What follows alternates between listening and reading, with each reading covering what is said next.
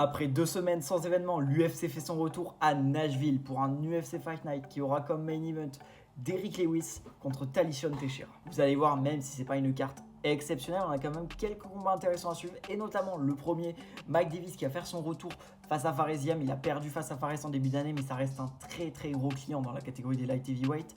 On a Walter Walker, le petit frère de Johnny Walker chez les heavyweight, qui va faire son retour face à MJ Choukou, deux anciens classés chez les heavyweight. On a aussi le retour de Edouard Amoura, et ça j'aime beaucoup. J'aime beaucoup Edouard Amoura, il est en 11-1 en carrière. Sa seule défaite c'était en strawweight, donc la catégorie d'en dessous, face à Denis Gomez qui est une machine à KO.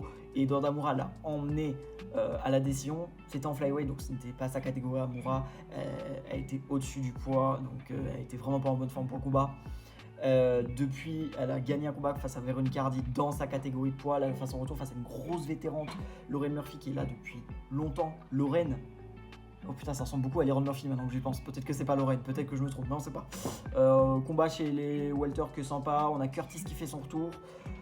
Justin, non, Junior qui fait ses débuts en light heavyweight face à Tuko Tokos. Ce combat devait avoir lieu normalement il y a 2 mois, mais là on va voir du coup ce que ça donne, un frère Tafa en light heavyweight.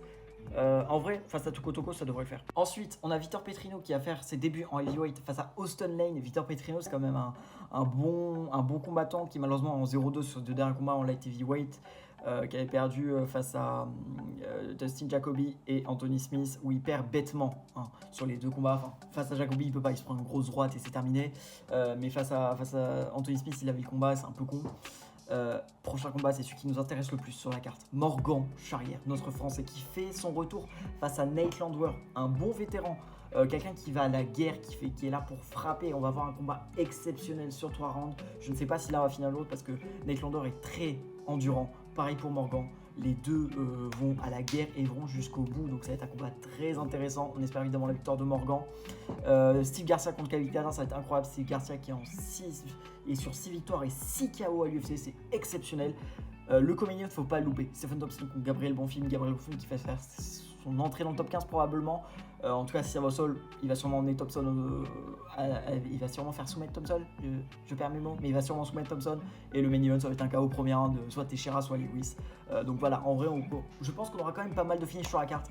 Vous n'hésitez pas à me dire vos avis en commentaire sur cette carte. Je ferai sûrement une vidéo dans la semaine pour parler de ça.